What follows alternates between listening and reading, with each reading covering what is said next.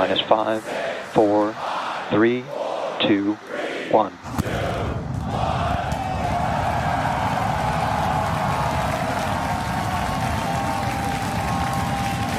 We have liftoff.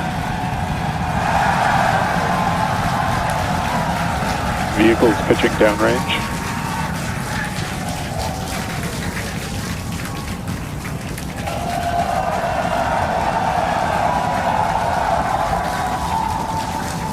Booster after chamber pressure nominal.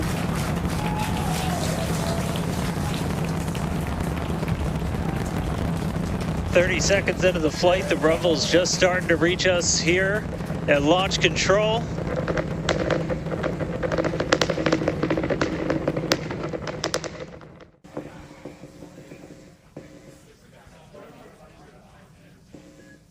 All right, so hot staging is going to be the next thing coming up. First, we're going to see the booster's engines start to shut down, all but 3. We're going to do what's called most engines cut off instead of main engine cut off, because 3 are going to keep going, and then we're going to see the engines on ship ignite.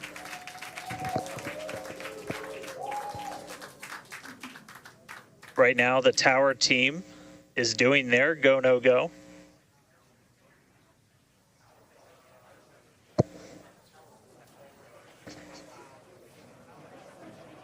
And we might hear some really good words soon, too.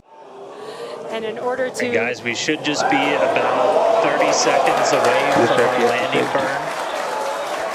It's going to happen in 3 phases. We're going to land 13 engines, burn off all of that velocity. Oh, we can see it coming down through the plume. Booster coming in hot for booster catch. We're going to ignite 13 of those Raptor engines, and this view is incredible right now.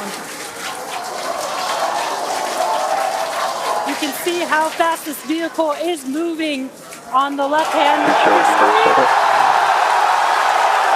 Landing burn has been ignited. We're now down to 3 Raptor engines. We can see those chopsticks now in view.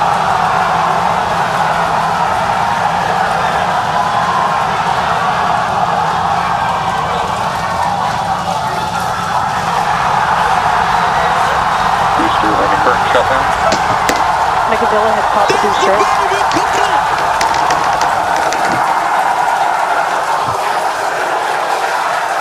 This is absolutely insane.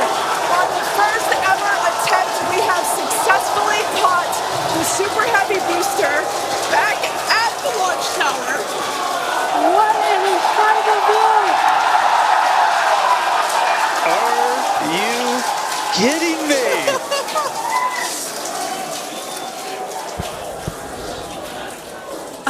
Dan, wow.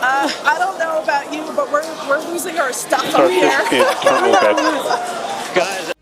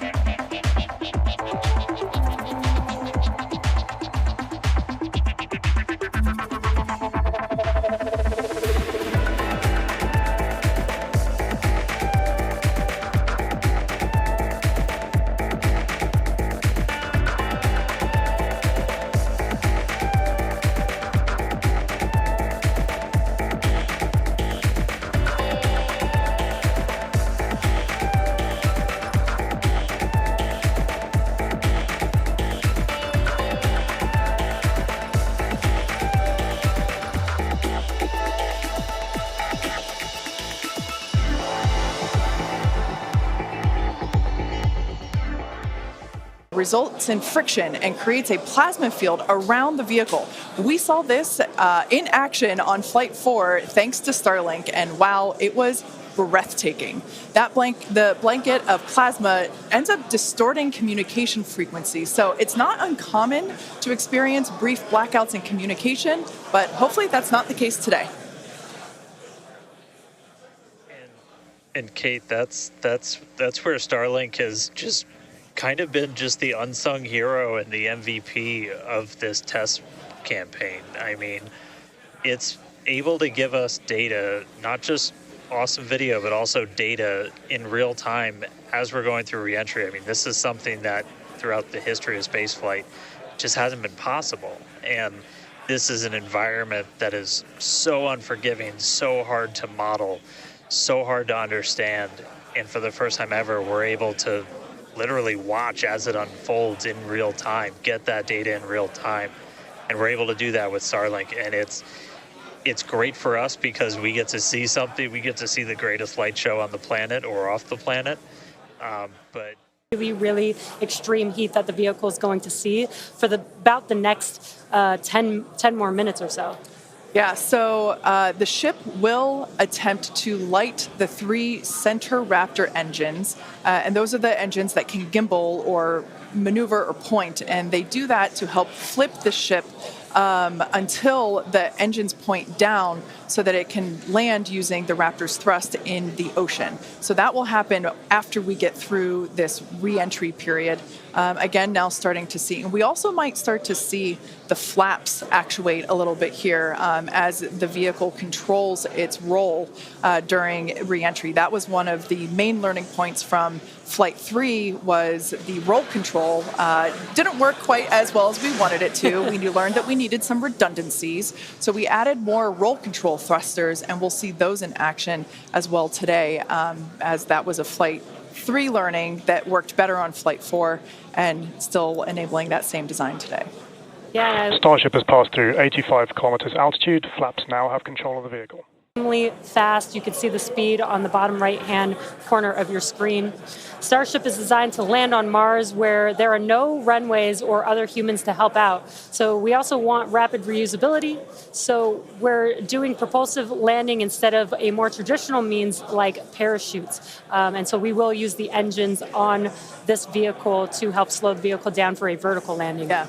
Now, entry is going to basically happen in 5 phases. The first is low drag, that lasts for about 3 minutes. Next is high heating, and that beginning when heating increases above the heat rate breakup limit. That lasts for about 10 minutes. We then have high dynamic pressure. Starship will continue to slow down and experience increased aerodynamic loads during that phase, and that will happen before reaching Mach. The colors are so amazing, and the colors actually also tell you a little bit about the temperature that the vehicle is seeing as well. So I think that's pretty cool that we get this amazing live visual. Speaking of live visual, the flap, we have more views, more cameras on board Starship, as Dan mentioned a few minutes ago. We are hoping that all 4 flaps will stay more intact than they did last time. We did make some changes to the design in order to help enable Starship this. is now experiencing peak heating, remains on a nominal entry trajectory. Great news there that Starship is continuing along the path that we intended it to fly. You can keep track with how fast it's going and how high it is above Earth using the display that is there on the bottom right-hand side of your screen. And guys, this is where we're really going to see a lot of those improvements from Flight 4 really come into action. As you guys kind of talked about, so it's called the static arrow. Those are kind of the poke out points on the flaps. Those get exposed to some pretty extreme heat environments, and so we added some additional, basically made it a lot more robust for the thermal protection there. And we learned not just from visuals and stuff like that, we had those missing tile tests on Flight 4 where we intentionally...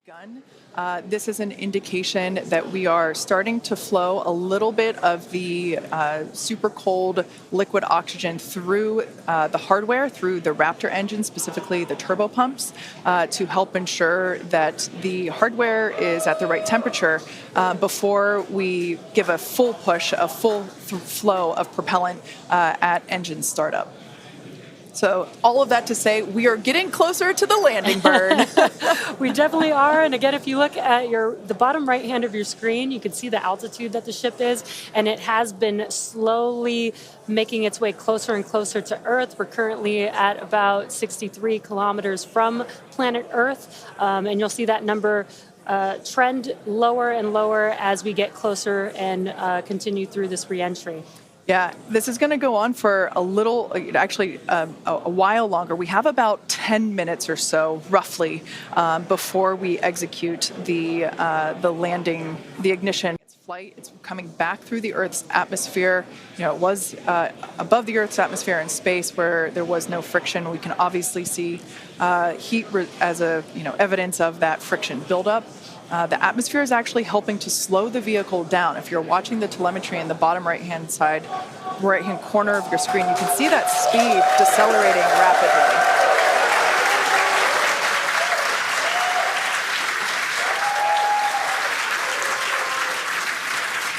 Now, the 4 flaps on the ship help steer the vehicle, and one of the main objectives for the ship today is to demonstrate controlled re-entry during this phase of flight, this re-entry phase. Yeah, and we have 6 engines on ship, but we only need 3 of them, the 3 sea-level engines. We will have that flip maneuver happen very close to touching down for splashdown. We'll do that flip maneuver, ignite those. Coming up here shortly, we're currently having a view of one of the flaps, and it is a little bit dark on your screen, but hopefully we'll get some good views of the ship as it makes that flip maneuver and touchdown for splashdown. Yeah, yeah, guys, we saw that speed drop like a rock. So we're doing a belly flip right now, or a belly flop right now. That's what's kind of, if you saw the high altitude campaign, that's the unique thing about how Starship comes back. So we've bled off pretty much all of the speed we're going to. We're essentially at terminal velocity. Starship is at 5 kilometers altitude, remains on target. 5 to go, coming up soon, landing burn.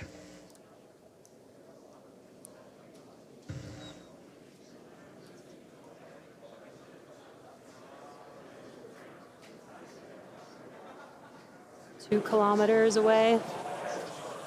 Starship is on target, approaching landing burn startup.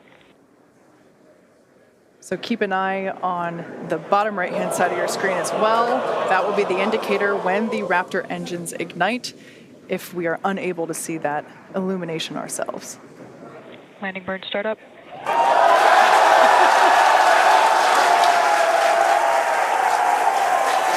a cool view of the reflection of that landing burn. You can see the water just behind the ship.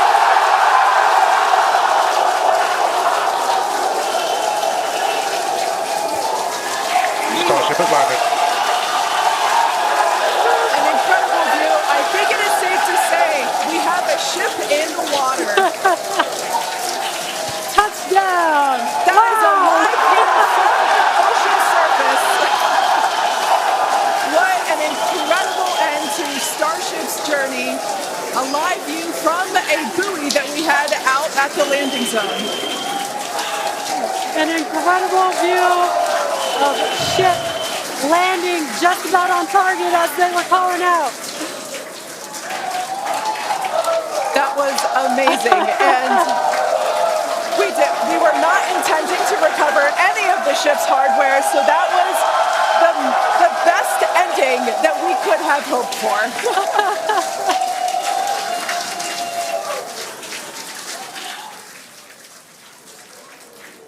Man, I don't think we're going to be able to get a ton of extra video of the heat shield, but we hit the target. We hit the target.